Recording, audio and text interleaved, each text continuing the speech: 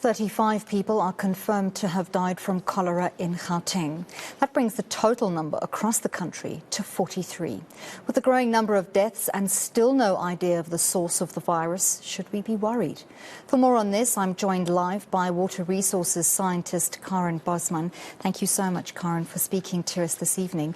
Let's start off with the elephant in the room, a lack of an identified source for this outbreak. Is that strange? Does that stand out as something that strikes you as a red flag? Well, good evening, Anlie. I think, we understood from the start that we might not find a source. There's no patient zero, like in the case of, for example, a typhoid outbreak or COVID, but we're going to need to try and find the cause. And it is quite concerning that it's been more than a month that 40 people now has passed away, but the information forthcoming on what type of testing has been done, what has been tested, so that one can have a look to see are there any gaps in the testing, that's quite concerning. And it tells me that there's one of two reasons, and either one is that the officials have identified the cause but do not want to make it public, or alternatively that the testing that has been done was insufficient, tested for the wrong things at the wrong places, and that's why we are still in the dark, so to speak. Could it be that we've just got so much infrastructure decay, there are so many sites where sewage is spilling, so many reasons why cross-contamination could happen in these areas, that it's simply, in our instance, impossible or virtually impossible to identify a cause? No, I don't think it's virtually impossible. You work with this type of identification of the cause of an outbreak. You work on a basis of elimination. And you then use your process of elimination by applying Occam's razor and saying, well, these are the potential causes. Let's eliminate by means of testing certain causes, and so you end up with a shorter list of potential causes, and you fine-tune your testing until you isolate one or two potential causes that you can then do more in-depth analysis on. But what we do not see is a type of like a report or a statement from the municipality or from government or the people who help us with disease control that says, this was our monitoring plan, and this is what we have monitored so far, this is what we have eliminated so far, because that's the job of science, that's the job of doing analysis at quite high cost to say, we can be 100% sure that this is not it, not so much to say this is it, but also to say this is not the cause. And we haven't seen any such kind of communication forthcoming. Okay.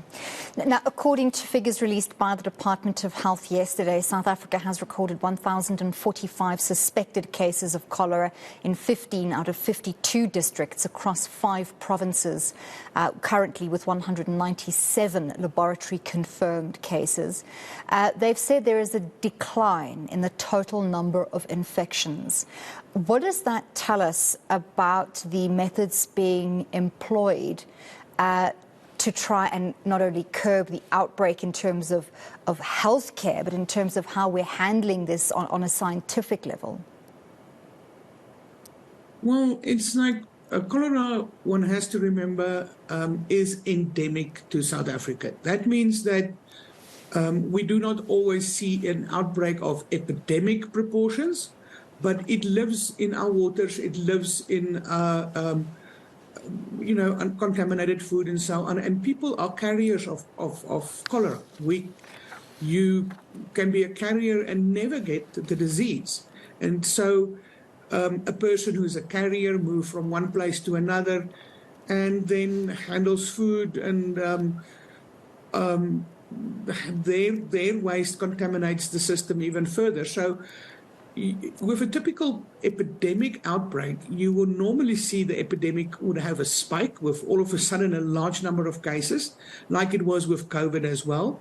And then as information is being shared, people are more aware to wash their hands before and after eating or going to the bathroom. As the hospitals and health service areas become more aware of being on the lookout for somebody who might potentially show cholera symptoms, so your fatalities will decrease as time goes on. But one would have expected that it would have tapered off completely by now and that you would just go back to your normal kind of baseline levels of infection. But we're not back to baseline, I don't think, yet. Well, what would be sort of a baseline acceptable norm?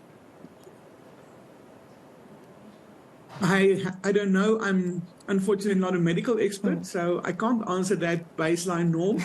But being an endemic disease, being in South Africa, I would guess that one can say you will typically see about 5 or so cases throughout the country in a month, if I have to take a wild guess. Okay, and those not being fatalities, not of course, yes. Okay. So Gauteng remains the hardest hit province with 89%, 176 cases reported in 3 districts. Why do you think Gauteng has been, hit so hard or has the highest number of cases? It depends on, this is again where testing is important and targeted testing is important. Gauteng is a big province and has lots of people who share transport, who share, go to weddings, funerals, sport events and so on. And one would expect that you would do targeted monitoring to say, well, which event or which shared mode of transportation, food, what is linking, what is the connection between these cases? And that would typically help you to understand what the potential cause of the epidemic is. And it is a good sample size to then interrogate the patients as a first off and ask them where have they been and to see if there's any common denominators so that you can get closer to identifying the source. But yes, so it's hard to say, well, this and this and this is what's happening in Gauteng if one doesn't do patient interrogation to determine what's the common denominator between the 195 people who showed the symptoms of the disease so far. So the department has appealed to the public to maintain strict compliance with personal hygiene in terms of food preparation, like you've mentioned, washing your hands before eating and after going to the bathroom.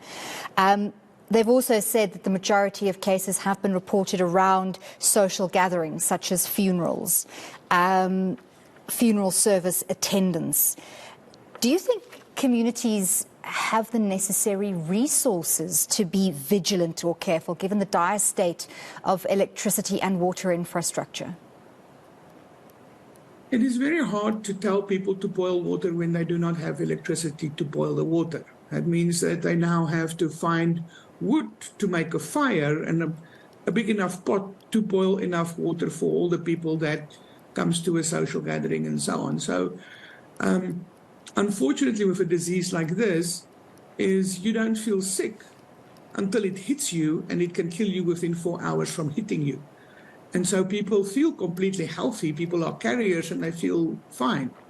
And one can only appeal that government makes resources available. Things like temporary treatment works, things like hot water stations where people can come and collect water when there is no electricity to purify the water with. We've run out of time, but I would like to ask you one more question before we let you go. Where do you see the current outbreak of cholera going in South Africa, given what we've seen in terms of the level of communication and how the situation's being handled? Well, it's a very difficult question, Anlie. On the one hand, I'm grateful it could have been much worse. We have seen worse outbreaks. On the other hand, I think the lack of communication from government makes it difficult to make any predictions in terms of where it can go and if we can see further spikes or whether we are at the tail end of a tapering down. The only thing is people need to remain vigilant in terms of their sanitation, hygiene, and we need to put more pressure on the city of Tshwane and on government to assist people, especially resource-poor people, with access to water that is suitable for human consumption and sanitation that is suitable for a dignified society. Thank you so much for your insights. That was water resources scientist Carin Bosman commenting as the cholera death toll rises to 43 in South Africa.